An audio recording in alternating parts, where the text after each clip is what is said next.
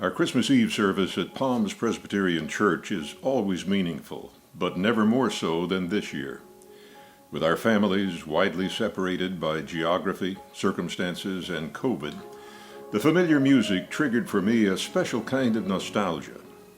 But the most poignant experience came at the very end, the singing of Silent Night and passing of the flame. As the flame moved down our pew and then began to shed light from the next and the next, the ceremony seemed to me a metaphor for these past 2 difficult years.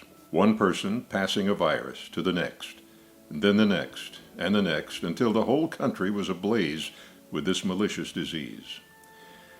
Then, as quickly as I had that terrible thought, the words of the familiar carol began to overwhelm it with another metaphor.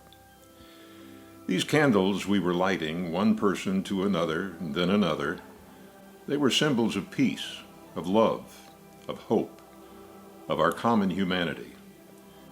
As I lit the candle of the person next to me, I had no idea what they believe, where they worship, if they even go to church other than at Christmas time. I had no way of knowing their politics, what news channel they watch, their sexual orientation, their views about anything, really, but it didn't matter. In that simple experience of passing light to each other, we were validating the very meaning of Christmas.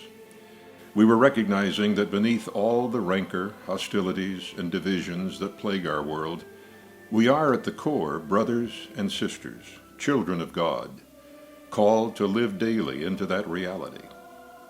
In his Christmas sermon, our pastor reminded us that Jesus' message was not one of exclusivity, but of inclusion.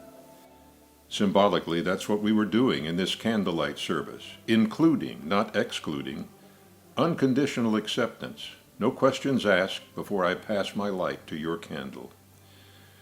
I wonder what would happen if we could pass along the spirit of this season as effortlessly as COVID seems to spread.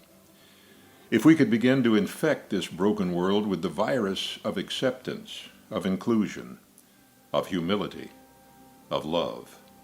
One small candle at a time. What would happen if we extended that light to everyone we meet willingly, gladly, no questions asked? Who knows? We just might start a pandemic.